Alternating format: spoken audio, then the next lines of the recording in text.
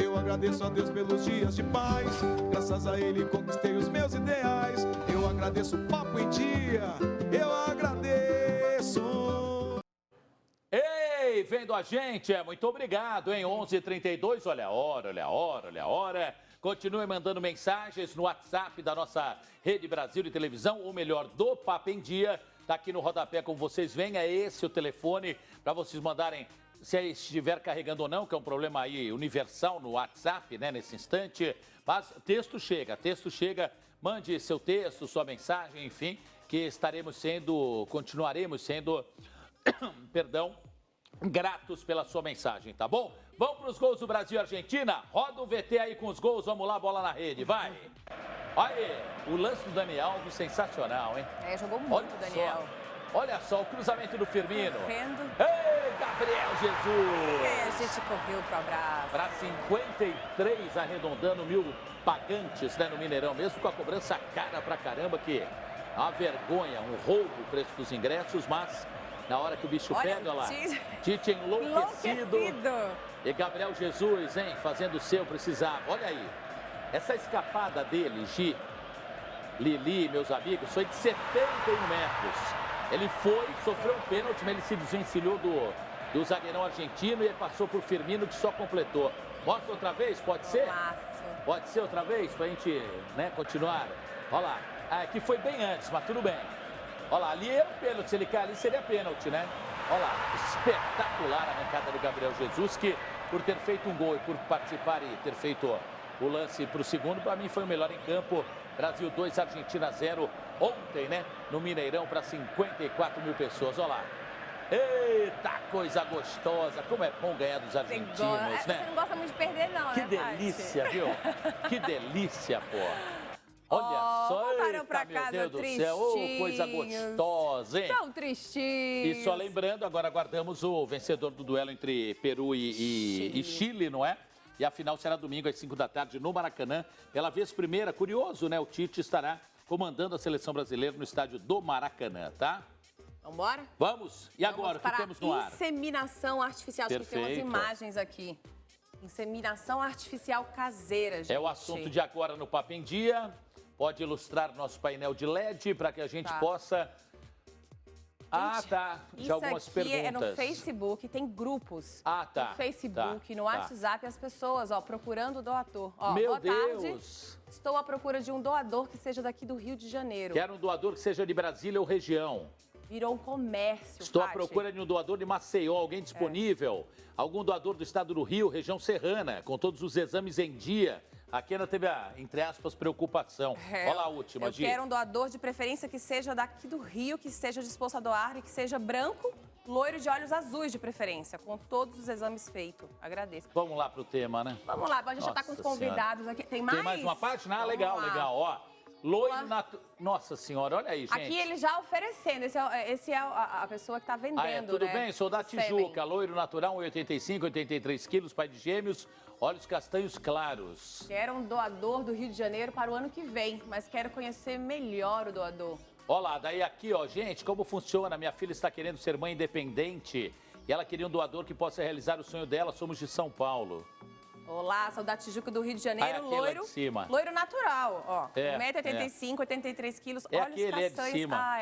Ó, doador de Santa Catarina, se tem 1,92 m, 92 quilos, idade 33, cabelos pretos, olhos castanhos, saúde perfeita, praticante de esportes, não bebo, não fumo, também sou pai de 2 filhos lindos. Apresento exames de saúde em dia e também espermograma com alta contagem de esperma. Tenho disponibilidade de viajar para realizar a inseminação caseira. Nossa, tem mais? Tem mais uma página, não? Não. Vale para o Bom, agora a gente vai receber os convidados, gente, para falar desse assunto. Ó, só um detalhe antes da gente começar ali. Diga, Fábio. Que é o seguinte, a gente vai esclarecer muito a partir de agora com os profissionais que aqui estão. E é um alerta, é um esclarecimento, como eu falo, a gente não entrevista ninguém. Não entrevistamos. Vamos bater um papo para que vocês possam saber ainda mais, possam ficar ainda mais bem informados e informadas a partir dessa pauta agora no Papo em Dia, que olha, pelas imagens que vimos em redes sociais ou mensagens, é um negócio pavoroso. Vai nessa, Gisele. Agora a gente vai começar o nosso assunto inseminação artificial caseira, gente. Você que tem o sonho de ser mãe, tá com pressa, meio agoniada, não tem muito dinheiro, mas, gente, essa não é a solução, viu? E para conversar com a gente trouxe o Gustavo Kroger, que é ginecologista obstetra, e a Eloia Osana, que é Master Coach e especialista em inteligência emocional. Bom, vamos começar agora com o doutor explicando o que é essa inseminação artificial caseira. Queria primeiro agradecer por essa oportunidade, por estar explicando um assunto que eu acho muito importante. Porque assim, eu pensar numa inseminação artificial caseira é uma coisa absurda, tá? Quando a gente fala de inseminação artificial, o que acaba acontecendo, tá? É um procedimento de reprodução assistida. Um casal que não consegue engravidar, um casal que não está tentando. Para a gente falar assim, primeiro, o que é um casal infértil? Um casal que está tentando há 1 ano, tá? Sem evitar e não consegue engravidar. A gente começa a investigar, tá? Ou a gente existe também situações especiais, por exemplo, como casais homoafetivos de mulheres, tá? Ou mulheres que querem fazer uma reprodução independente, tá? Nesses casos, a gente vai ter alguns tipos de tratamento, tá? A gente tem tratamentos de baixa complexidade, que seria o coito programado, no caso de um casal, tá? Ou a inseminação artificial, tá? Que pode ser tanto para casais heterossexuais, como para casais homoafetivos e reprodução independente. O que é a questão? Quando eu vou fazer uma inseminação artificial, é uma inseminação intrauterina, tá? Então, o termo de inseminação a gente usa para quando a gente vai pegar o sêmen, que pode ser do parceiro do doador, a gente vai processar esse sêmen e através de um catéter. Um catéter é como se fosse assim, uma carga de caneta Bic, uma estrutura muito delicada. A gente coloca a paciente numa posição ginecológica, como se fosse escolher um Papa Nicolau, introduz esse catéter com esperma processado, tá? Dentro do útero dessa paciente. Qual que é a indicação de inseminação artificial, tá? Ou no caso assim de casais homoafetivos ou reprodução independentes, porque a gente precisa ter a amostra do gameta masculino, ou no caso de um casal, para quando a gente tem um fator masculino leve. É um homem que tem pouca concentração ou pouca movimentação de espermatozoide. Quando a gente vai fazer um exame de espermograma, assim, mulher, existem diversos exames para a gente avaliar a fertilidade feminina. Para avaliar a fertilidade masculina, basicamente é o espermograma. Ele não é um exame perfeito, tá? Espermograma consiste assim, eu estou no alto de um prédio, eu estou olhando os carros passar, assim, tem bastante carro, tá? Tem uma boa concentração.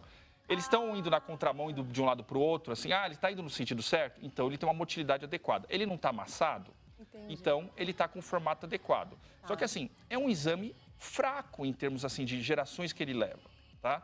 Por quê?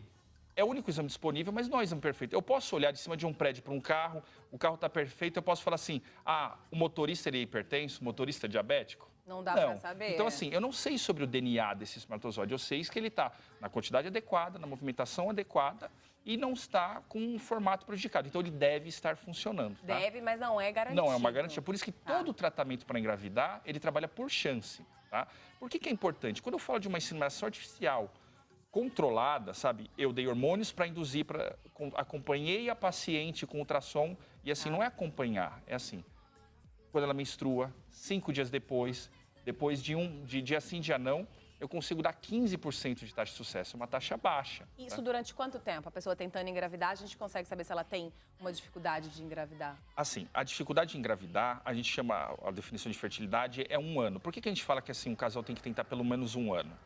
A taxa de fecundabilidade, o que significa a chance de um casal engravidar naquele mês do ser humano, isso é específico da espécie, é de 20%. Então, o ser humano não é tão bom assim para fazer filho. Por isso que muita gente tem dificuldade, tá?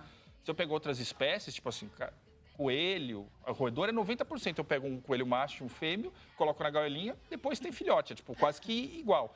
Tratamento de fertilidade, a gente vende, na verdade, o que a gente fornece para a paciente, a ideia de uma chance maior do que ela teria em casa.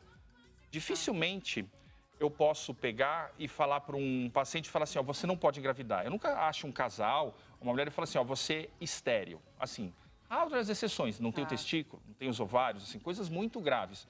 Em geral, a maior parte dos casais, tá? Pensando em casal que vai estar testando, eles têm uma dificuldade. A gente tem os tratamentos para passar, talvez, por cima de um problema biológico e dar uma chance maior. Agora, sim, por que é absurdo a inseminação caseira? Porque quando eu falo inseminação caseira, ela não é uma inseminação intrauterina. A pessoa está colocando o esperma dentro da vagina. Tá? Ô, Fati, vem cá, senta aqui, vamos conversar. Eu estava aqui atentamente, não é? E conversava com a Lili justamente em relação ao caso. Falei, fica para cá para não ficar falando alto perto de vocês, mas já vou me sentar aí. Mas, coincidentemente, a Lili me perguntou, enquanto vocês explicavam, falar, não sei, mas eles, lógico, sabem, né? Qual é a dúvida que você ia fazer ou vai fazer? Eu acho que existe isso, essa inseminação caseira, por causa de valor, não é? Uma inseminação artificial, eu não faço ideia de quanto seja. Qual seria a comparação de valores mais ou menos hoje? É por isso que existe. Nossa, no oficial, gente, né? incomparável. Explica Não, mas eu posso. Isso é uma coisa fácil de dizer, assim. Eu não tenho dúvida que seja devido ao valor, tá? Porque o que acontece, assim, vamos tirar a parte médica, que é uma coisa que, assim, cada médico vai cobrar o que ele acha. Tá, mas assim, no geral, quanto custa para fazer uma inseminação artificial? Se eu te falar de uma inseminação artificial, vai depender. Se eu pegar um casal, eu vou estar processando a amostra daquele homem, do casal. Então, ele vai gastar por volta de uns R$1.000 para fazer o processamento seminal. Por quê? Como eu falei, a inseminação, ela não pega simplesmente o esperma, coloca numa seringa e coloca dentro da mulher. Tá? Então, a gente pega aquele esperma, processa ele numa centrífuga, que é como se fosse uma batedeira. Entendi. Tá? Para quê? Separa no tubo. Quando eu bato, igual quando a gente usa uma batedeira, a gente separa as substâncias, né? Então, eu separo o que é espermatozoide, do que é fluido seminal, do que são células de imunes. Então, assim, eu limpo aquele espermatozoide, porque, assim, o esperma foi feito para ser depositado no fundo vaginal, formar um coágulo, e daí esse coágulo vai se dissolvendo e vai subindo os espermatozoides, só a célula que é como se fosse um girininho, que sobe para dentro do útero e vai subir pelas tubas, tá? É todo um processo, né? Simplesmente pegar o sêmen... Quando eu faço a inseminação intrauterina, que, assim, é possível fazer uma inseminação vaginal? É possível, mas não tem tanto benefício, porque se eu processar o espermatozoide, eu não posso, que é para melhorar a qualidade dele, eu não posso pôr ele dentro da vagina, porque não é o meio que ele foi feito. E assim, eu não posso pegar um espermatozoide sem processar e coloco ele dentro do útero, porque ele tem algumas substâncias, tá? Substâncias que causam uma reação inflamatória, tá? E o espermatozoide, se eu pegar uma amostra de esperma pura e colocar dentro do útero, eu causo uma doença na mulher. Que é feito na caseira. Agora explica a caseira, O que é a caseira? As mulheres simplesmente pegam uma amostra... Atenção, olha o que o doutor Gustavo vai falar, vai explicar agora. Para que vocês, mulheres ou casais, né? Aí no caso, eu entendo, e não sei se vocês partilham do meu pensamento, é uma responsabilidade dividida. Eu tenho esse pensamento, cada um tem o seu. Eu imagino que seja uma responsabilidade dividida. Então, olha o que o doutor vai explicar em relação à inseminação caseira ou, aí é no meu linguajar, feita de qualquer maneira, por ser mais barato, ou seja lá, cada um tem seus motivos. Perigos, o que é uma grande burrice, né? Quais são, por favor? O que acontece? Uma caseira, simplesmente a pessoa vai pegar uma amostra de esperma, tipo, o homem vai colher por masturbação, pega aquela amostra de esperma, vai colocar numa seringa comprada em farmácia, tá? E vai injetar dentro da vagina. O que é a questão? Se a gente está falando de um mesmo parceiro, daí assim, qual que seria o motivo do casal? Ou assim, a gente pensando em problemas de ereção masculina, tá? Eu tenho experiência assim de um casal, tá? Que eu atendi no passado, que era um cadeirante, tá? E ele tinha problemas de ereção. E o que ele faz? Quando você é um cadeirante, não é que a pessoa não consiga ter ejaculação, ela não sente prazer, ela não consegue ter relação sexual. Mas eles têm um aparelho que é como se fosse um vibrador desses de sex shop, essas coisas, que estimula na cabeça do pênis, tá? Na glande, e nisso ele acaba tendo uma ejaculação, tá? Então essa paciente, ela pegou, comprou esse aparelho no sex shop, foi tentar fazer uma inseminação em casa. Só que acontece, teve uma reação neurológica que ela quase matou o marido. Gente! Porque ele era um cadeirante, ele tinha um problema neurológico, né? Então, quando você faz esse estímulo, teve uma reação que a gente chama de vasovagal, tem alguns sistemas no corpo, e aí caiu a pressão dele e ele foi parar no hospital. Meu Deus, não faz. Então, assim, não é uma coisa inócua, né? E eu tive outro caso, daí um caso mais antigo, quando eu estava ainda na residência, muitos anos atrás. Teve uma paciente, ela nasceu com estrofia de bexiga. O que é isso? Ela tinha um defeito, o bebezinho, ele começa a vir da coluna e vai fechando o abdômen, né? Vai fechando de trás para frente. Não fechou direito o abdômen dela e ela nasceu com estrofia de bexiga. O que significa? A bexiga dela, quando ela nasceu, estava aberta para a parede abdominal, na pelve. Fizeram umas cirurgias para reconstruir, só que isso acabou comprometendo o canal vaginal dela. Então, assim, não é que ela não tinha vagina. O canal vaginal dela era assim, ela tinha um orifício igual da uretra, por onde saiu o xixi, e tinha um orifício que não passava nenhum dedo, passava tipo da espessura de milímetros. Mas isso não tinha nenhuma cirurgia para... Assim, ela não quis... O que ela fez? Ela poderia ter feito uma cirurgia para reconstruir, é uma coisa extremamente complexa, tá? Ela pegou, fez com o marido a mesma coisa. Ela não conseguia ter relação via vaginal, porque não tinha uma vagina que permitia isso. Pegou a amostra do marido e injetou com uma seringa lá dentro. Ela até engravidou, tá? Só que o que aconteceu? Ela teve uma perda fetal e ela não tinha um canal vaginal para sair. Então tem que fazer uma cesárea por causa de um aborto. Que é normalmente uma coisa que acaba resolvendo sozinho.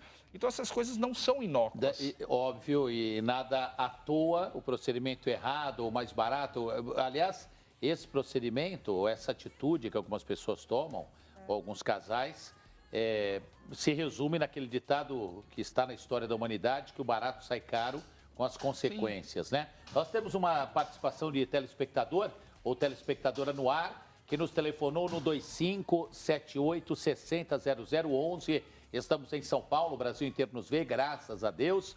Vamos saber quem é. Alô, bom dia. Alô, bom dia. Oi, bom dia. O telefone está plugado, mas não está liberado o som do telefone. Alô? Alô, alô? Alô ao telefone. Bom, a gente vai ajustar essa questão técnica sem problemas. No WhatsApp, está chegando já? Será que o WhatsApp ainda com problemas aí no WhatsApp, não é? Na rede WhatsApp aí pelo mundo todo.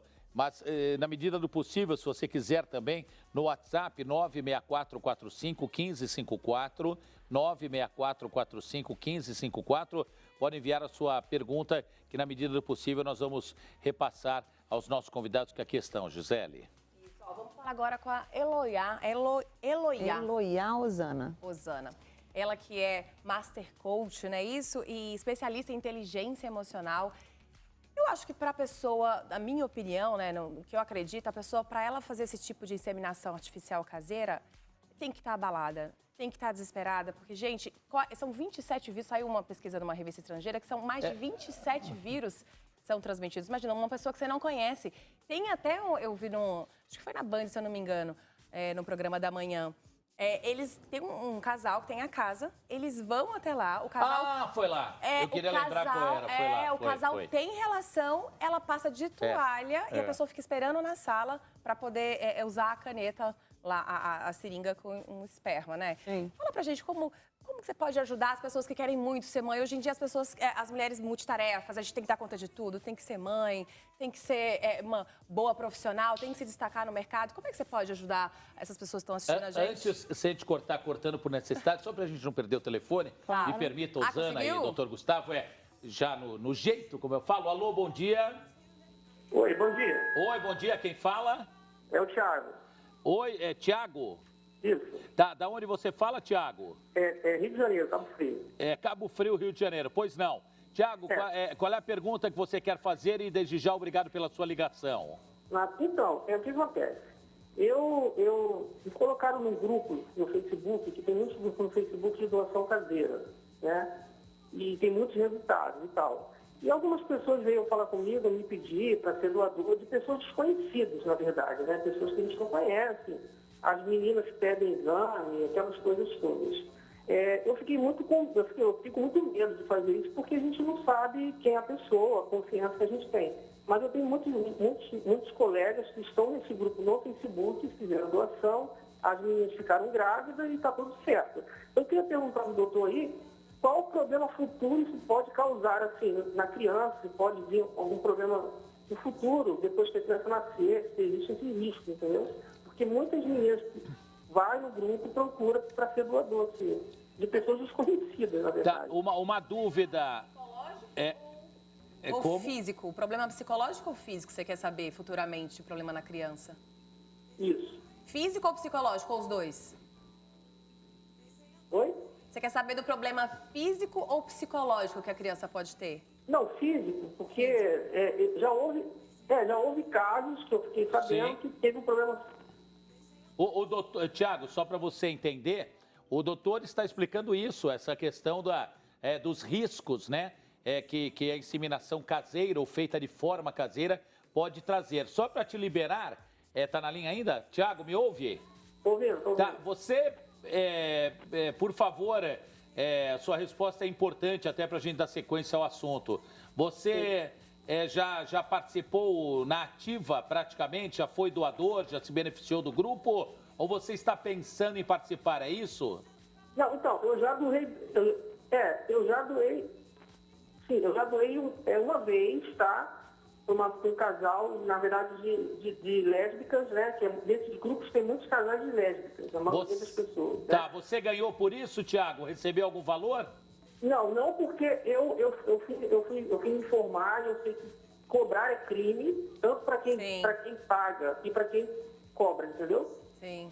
Perfeitamente. Aliás, é oportuna a sua resposta e muito obrigado pela sua sinceridade. Que eu ia lhe falar justamente isso, eu não tenho meias palavras. Se você tivesse cobrado, eu talvez estaria aqui lamentando que poderia ser uma das suas últimas participações, ainda em liberdade, porque como você sabiamente falou, é crime. Muito obrigado, Tiago, Cabo Frio, Rio de Janeiro. Muito oportuna essa participação e vocês dois, por favor, comentem o que ele perguntou e podem também cercar ainda mais o tema, por favor. Osana, começando por você. Eu acho que o que a gente tem que pensar aqui, que o brasileiro, na verdade, o ser humano, ele tem uma tendência a buscar atalhos, né? Então, a inseminação com o médico, né, dentro do protocolo, não é uma questão só financeira, né? Ela dá muito mais trabalho. Você vai fazer o quê? Quantos exames? Quantas vezes a mulher vai ter que ir lá? Ela vai ter que ser assistida durante um certo período. E o brasileiro, ele gosta de resolver a coisa rápida, aquele jeitinho. Olha, Master Coach é você, mas eu vou te falar. Eu, no meu linguajar, já é ser burro demais, ser burra demais, ser gente ignorante. Do meu jeito, é ser muito chucro ou chucra. Quem procura esse caminho que você está falando é por essas questões. Pelo amor de Deus, Osana, vai ser desprovido de inteligência ele falou, a assim, pessoa não teve problema nenhum, gente. Vai ter casos que não vai ter problema mesmo, mas a maioria vai ter problema. Sim, existem tantos problemas que são físicos, quanto problemas psicológicos futuros, quanto problemas jurídicos futuros que podem acontecer, porque não é uma doação anônima, né? Então, futuramente, esse filho pode requerer paternidade, né? Ele pode querer saber quem é o pai, ele pode exigir direitos, tanto quanto pensão alimentícia, enfim. Então, é uma série de prejuízos futuros por busca de atalho. Isso que é o que mais me preocupa nas pessoas. Você já começa a ter um filho, que é uma coisa que vai te dar trabalho a vida inteira. Sim. Procurando um jeito mais fácil de ter. A Gisele falou, ia emendar uma pergunta e acho que eu te cortei pela participação do rapaz, mas tenho quase certeza que ela ia falar. Eu ia perguntar. Das mulheres. Do perfil, é uma mulher. O perfil é de mulher desesperada ou não chega a tanto? Pode ser desinformada. Eu acredito que existe muito ainda desinformação e aí a busca do atalho. Segundo, eu acredito que tem essa pressão mesmo de vamos resolver esse problema, né? Eu tenho que ser mãe. Começou há 30 anos, é assim, e aí, não vai casar? Aí casa, e aí, não vai ter filha? Tem um, e aí, não vai ter o outro? E aí? É uma cobrança da sociedade, né, em cima da mulher, muito maior ainda. E quando eu vi as outras, falávamos disso no outro dia, uma situação nossa que eu digo de conversa. E quando eu vi as outras mulheres com mães, com crianças, e o relógio grávidas, biológico, e aí vem a pressão, né? E a pressão da gente, da sociedade, de tudo. Meu diretor só está me informando aqui no nosso ponto que temos mais uma participação. Aí o doutor Gustavo fala em relação a essa pergunta, o comentário que vem. Alô, no telefone, bom dia. Bom dia. Bom dia, quem fala? Erivelto. Qual o nome? Erivelto. Erivelton, da onde você fala, meu amigo? Eu falo de Minas Gerais, São João Evangelista. Tá, qual o nome da cidade? São João Evangelista. São João Evangelista. Você está quantos quilômetros ou quantas horas distante de Belo Horizonte, meu amigo? São 360 quilômetros. Está longe, está longe. Olha, primeiro de tudo, obrigado pelo carinho de sua ligação, pela sua audiência. Qual é a pergunta ou comentário que você quer fazer, por favor? Eu estava querendo fazer uma pergunta assim. Uma mulher que é ligada, tem gente, ela não arruma filho ainda? Como é que é? Uma mulher que é ligada não arruma filho ainda? Uma mulher o quê? Que é ligada. Perfeito, tá. Essa é a pergunta, meu amigo? É? Tá bom, mais algum comentário? Algo mais que você queira falar? Não, é só isso aí. Eu estava querendo saber sobre isso aí. Tá bom. Veja pela TV, ouça pela sua TV. Muito obrigado. Como é que você nos assiste aí? Como é que você nos sintoniza aí? Em qual canal, em qual operadora? Como é, meu amigo? Na computadora aqui na televisão, aqui na Rede Globo. Tá. Tá ok, muito obrigado. Não, tá um pouco confuso, né? É o confuso a comunicação, mas o principal, o doutor Gustavo até me ajudou, obrigado, porque eu sou meio surdo, sou mesmo. Não, mas ele falou eu falo ligado, aqui. E aí, o que o senhor pode falar? O que acontece? Quando a gente fala de mulher ligada, assim, tem tanto para homem quanto para mulher, que é a vasectomia no caso do homem e a laqueadura no caso da mulher. O que acaba acontecendo? O homem vai ter o testículo e vai ter um caninho que vai ligar o testículo ao pênis para sair o espermatozoide. Tá? A mulher vai ter um caninho que vai ligar entre o útero e o ovário, que é a tuba uterina. Tá? Quando a gente fala o que é a ligadura tubária, a gente vai lá, corta e dá uns pontos para separar esse acesso. Então já tá? Não, assim, na medicina a gente não fala nem nunca e nem sempre. Tá? A chance de uma pessoa com laqueadura ou vasectomia, que eu cortei o caminho, engravidar é baixíssima, tá? Mas eu não posso dizer que é impossível, tá? Porque tem um processo orgânico que pode ter, na hora de cicatrizar, recanalizar. Tanto é que, assim, na mulher é mais difícil testar, tá? Na mulher a gente fez a laqueadura, a gente fala que, teoricamente, seria um método definitivo. Teoricamente. Teoricamente, tá? O único jeito de não engravidar é não fazendo nada, que eu falo isso para minhas pacientes, tá? Não tem outra maneira, tá? Esse é o 100%, tá? Qualquer outro pode ter uma chance muito baixa, como a laqueadura e a vasectomia.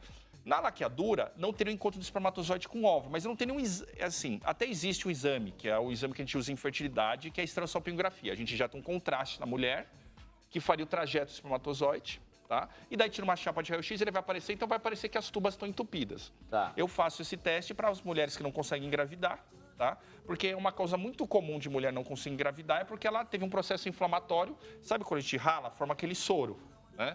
Forma uma cola lá dentro e entope.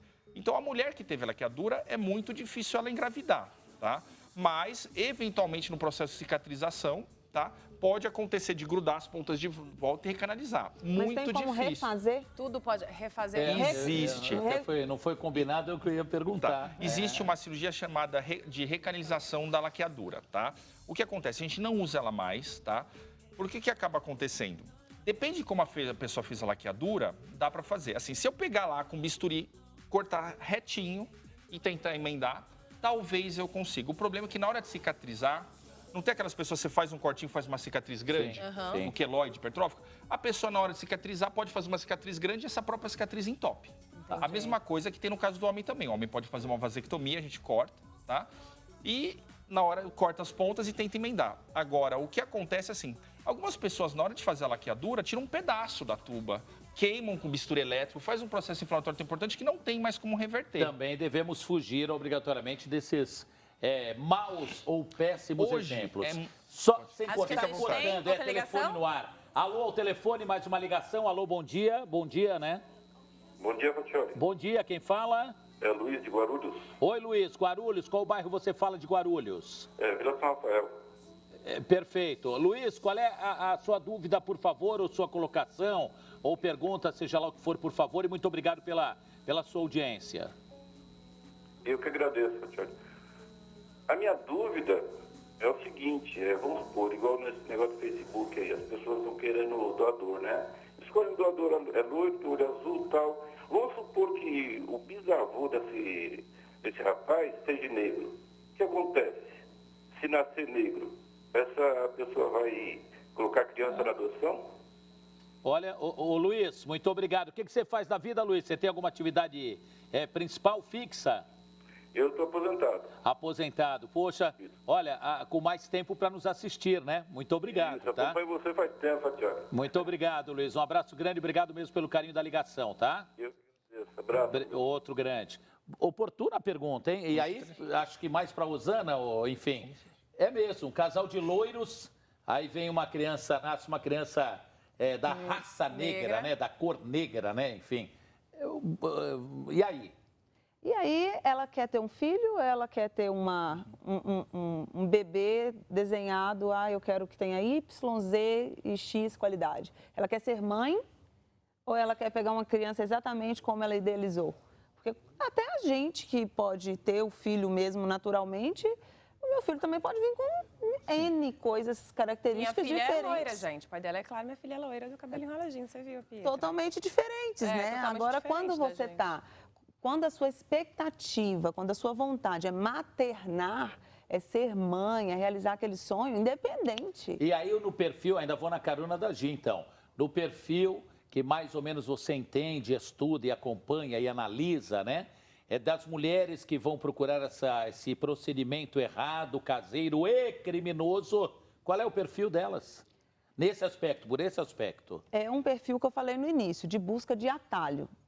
Busca de atalho. Mas você Não, em relação à criança, em relação ao sentimento mãe e filho, nesse sentido. Ela quer ser mãe, ela vai ter um sentimento maternal. Pode vir do jeito errado, do jeito que ela criou. E tem vários casos que teve sucesso, que a pessoa está lá feliz com o filho, que deu, não sei o quê, não sei o quê. Existem fatores Gustavo não concorda com essa situação. Porque Pode falar. Você como coach, né, das mulheres, tal, essa cobrança toda, o que você falaria para ajudar, né? Por exemplo, tem a dona de casa, a moça profissional, tudo, quero ter um filho, passei dos 30, já começa aquela cobrança, não tenho namorado ainda. 35, né? Ou Tá, não é 30, 40, vai. Depois dos 35, a taxa de fertilidade pode cair. Diminui. Então a partir dos 35. Depois dos 40 começa a ficar bem difícil, tá? O que a gente estava falando assim do desespero? Assim, é que tem dois, acho que nessa questão da inseminação caseira tem dois públicos, tá?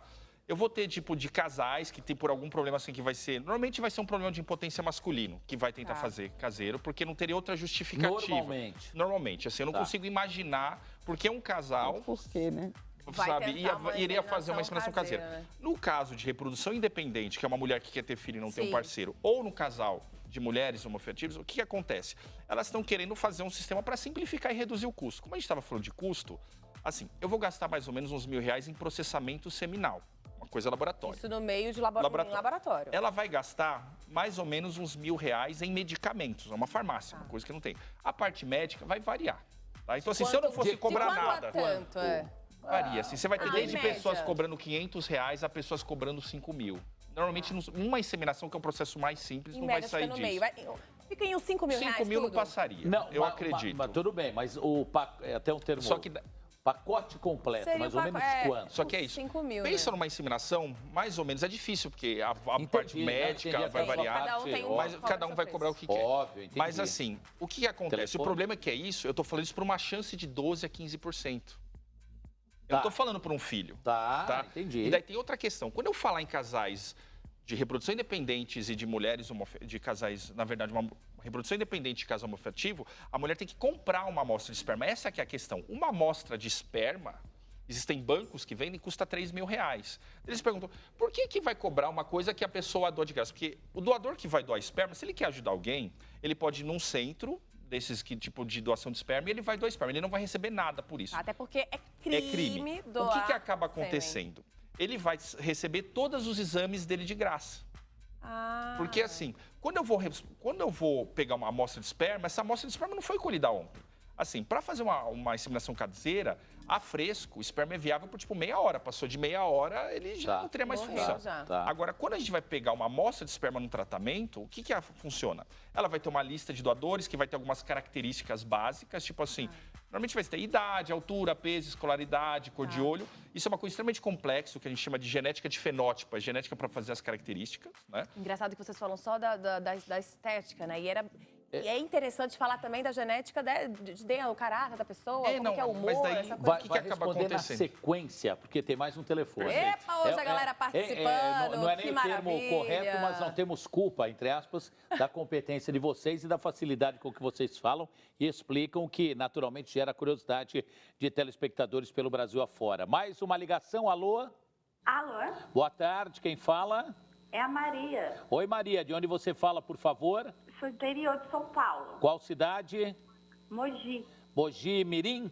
Isso. Perfeitamente. Aliás, próximo à região do grupo Mona Lisa, que aqui está, os moços que vêm, do interior aí do estado de São Paulo, que daqui a pouco voltam a cantar músicas de Tim Maia, ainda aqui dentro do Papindia. Mas, 12:07 agora. Maria, primeiro, obrigado mesmo, de coração, pela sua ligação. Qual é a sua pergunta, a colocação que você quer falar, por favor? Eu queria tirar uma dúvida. Tire. Eu quero engravidar, só que eu tô tão ansiosa que já mudei para tanto médico que ele fala que tá tudo ok. Todo mês, quando eu penso que tô grávida, aí desce para mim. Eu tenho chance de engravidar? Aí eu não sei se é oportuno. Quer perguntar mais alguma coisa, doutor? fazer consulta não, pelo CFM, perfeito, assim, sim. por assim. Mas assim, uma coisa que é ética, importante sim. é assim, qual seria a sua idade, Maria? Qual, Maria? 34 anos. Tá bom, isso eu consigo já basta. Maria, ouça pela TV a resposta. Como que você nos sintoniza aí em Mojimirim, Maria? Como? Canal 10. No digital direto, né? Isso. Tá bom, muito obrigado, viu? Por nada. Grato. Vamos lá, doutor. Então, Maria, a gente tem que separar algumas coisas, assim. Tá. Quando uma mulher não consegue engravidar, a primeira pergunta que eu tenho que fazer é assim, quanto tempo está tentando, tá? É normal, até os 35 anos, demorar até 1 ano e não ter nenhum problema. A chance de engravidar por mês é de 20%. O que acontece? 20% mês a mês, depois de 12 meses eu tenho uma chance acumulada de 90%. Então, quer dizer, 9 a cada 10 mulheres que estiverem tentando vão engravidar depois de 1 ano. Aqui, 10%, o que sobrou, ainda vai engravidar no 2º ano, metade disso, tá? Sem ter problema algum. Simplesmente porque demora, é ruim a gente falar o termo sorte, não teve sorte, não foi aquela vez, eu falo... Pelo que eu entendi, a Maria fez os exames, os médicos falaram que tá tudo ok e ela não consegue engravidar. Sim. Aí entra a parte psicológica? Não, daí o que seria? acontece? Daí, primeiro, eu preciso saber o tempo que está tentando para saber se tem um problema mesmo. tá. Puxa, bom. Depois eu entro na idade, tá? Existe uma questão natural que com a idade, a chance de morrer. Com 34 anos, se ela menstrua todo mês, provavelmente ela deve estar ovulando, tá? Daí o que eu tenho que fazer? Daí eu tenho que saber também a questão masculina, fazer um espermograma no homem. Será que tem algum problema no homem? Nunca esquecer que é um casal que tenta engravidar. É muito comum a mulher, a gente fazer exames virar ela do avesso, literalmente. E o problema está exames no extremamente parceiro. desconfortáveis e o problema é no parceiro. Entendi. Tá? É verdade. E outra coisa, então existem exames específicos para infertilidade e exames específicos para ver a saúde, tá? E mesmo fazendo os exames específicos para infertilidade,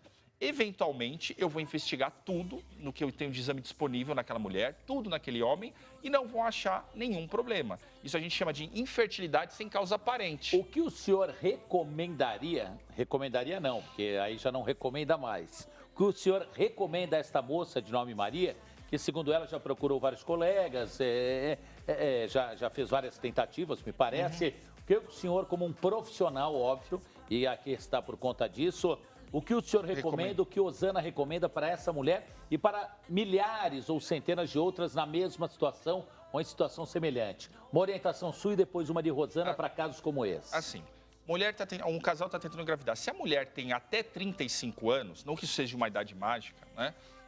Ela espera um ano, tá? Se ela não engravidou 1 ano, para ela procurar um especialista em infertilidade. Muitas vezes ela vai passar num ginecologista geral, é muito comum. Ele vai falar que ela não tem nada e fala, volta para casa porque você não tem nada. Não. Se ela não engravidou em 1 ano, tem algum problema. Daí ela precisa procurar vai ser um ginecologista, mas um ginecologista especialista em infertilidade e reprodução humana. Se ela tem mais do que 35 anos, a gente recomenda esperar 6 meses. Não engravidou em 6 meses para procurar o especialista. Não que a gente vá fazer algum tratamento antes de 1 ano, mas porque como a função ovariana cai, isso eu não consigo reverter com tratamento nenhum. Não, assim, abaixo de 35 anos, não engravidou, procura um especialista em fertilidade. Tá. Acima de 35 anos, passou 6 meses, procura. Não quer dizer que vai fazer um tratamento antes de 1 ano. Tá. Mas como a fertilidade cai com a idade, é bom começar a investigar antes. Entendi. Se precisar saber uma coisa, o tempo está correndo. Tá? E assim, se o seu ginecologista, se passou esse tempo e o seu ginecologista falou que você não tem nada, quer dizer que você não tem nenhum problema de saúde, você não tem pressão alta, você não tem diabetes, você não tem problema na mama, não quer dizer que você não tem dificuldade para engravidar. Então tem que procurar um especialista na área. Tá bom. Osana, o que você é no que tema? O psicológico pode, Pode. atrasar essa gravidez tão desejada? Pode. Isso atrapalha? Eu acredito que sim, porque a mente ela tem um poder que até hoje a gente não conseguiu decifrar ele todo, né? O poder do subconsciente, ele ele influencia tudo, né? Então, sim, eu acredito, a ansiedade é algo que atrapalha muito, né? Acredito que você viva isso, a ansiedade nos falaria casais. para as mulheres que estão assistindo a gente, Como o que está caso em dessa casa? moça. O caso da Maria, por exemplo, que está ansiosa, querendo engravidar, não engravida. Pelo aspecto emocional, qual seria? Você não tem infelizmente, não tem uma fórmula mágica mas pelos seus conhecimentos, qual é a orientação? O que elas podem e devem fazer? Primeiro, diminuir a ansiedade. Então, ela pode buscar alternativas para diminuir a ansiedade, para preocupar com ela, para cuidar desse momento. Eu estou preparada para isso mesmo? Esse é o momento de ter o filho, eu já estou com tudo estruturado. Buscar coisas para trazer prazer e desligar essa ansiedade, esse frenético, né? Vai sair com as amigas, vai fazer uma atividade, vai praticar um esporte, vai procurar um hobby, vai viver a vida dela. E segundo ponto, eu acho que muitas vezes a mulher fica muito ficcionada na gravidez da barriga dela. Se ela tem de verdade vontade de ser mãe, tem toda a estrutura para receber emocionalmente, psicologicamente, financeiramente uma criança, por que não uma adoção? Aí, gente, é para vocês pensarem, né? Por que não? Porque eu quero ser mãe. Agora eu vou deixar de ser mãe porque eu não consegui. Uma curiosidade pessoal, não, mas é uma curiosidade a partir de casos de casais próximos, pessoas amigas de minha relação, de minha esposa, de minha família, enfim. Estão lá fazendo tratamentos de algum tempo, meio desanimados, tentaram uma vez, tentaram duas, tentaram três, nada. Aí tentaram, fizeram os procedimentos, né? E nada de acontecer por motivos diversos. Aí, de repente, de maneira natural, essa mulher engravida. Relaxou. Então, lógico que você não tem a resposta, vocês não têm exata, imagino. Mas por que isso acontece com alguma frequência? Como é que pode, hein? Porque o cérebro, ele relaxou, ele descansou, ele permite com que isso aconteça, né? A gente bloqueia, o cérebro bloqueia. Outro dia, numa festa, um casal amigo, e aí? Não, temos que ir para casa. Tem que ir para casa. Tem gente que faz tabelinha, não é agora. Não, peraí, vem cá. Isso, então, isso é ruim, não é? Aí tem que ir para casa, olha, tem 10 minutos, vem para cá, meu bem. Amanhã eu vou ficar sozinho, as crianças vão embora. Opa, isso é... Não, é hoje, é agora, nesse momento. A gente vai continuar o papo aqui, que tá muito bacana, mas agora a gente vai para um rápido intervalo com a banda Mona Lisa aqui atrás de mim. Gostam de Tim Maia, os dois? Gostam mesmo? Então, coincidentemente, com esta rapaziada que nos visita, com Tiago, Benedito, Maxwell, Rafael e Fernando, grupo Mona Lisa, soltando a voz. O mundo inteiro me pudesse ouvir, tenho muito pra contar, dizer que aprendi que na vida a gente tem que entender que um nasce pra sofrer enquanto o outro ri.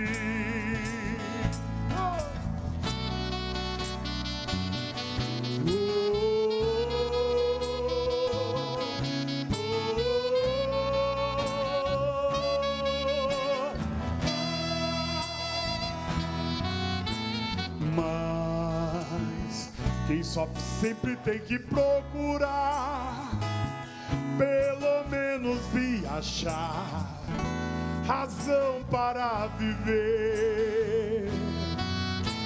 Ter na vida algum motivo pra sonhar, ter um sonho todo azul, azul da cor.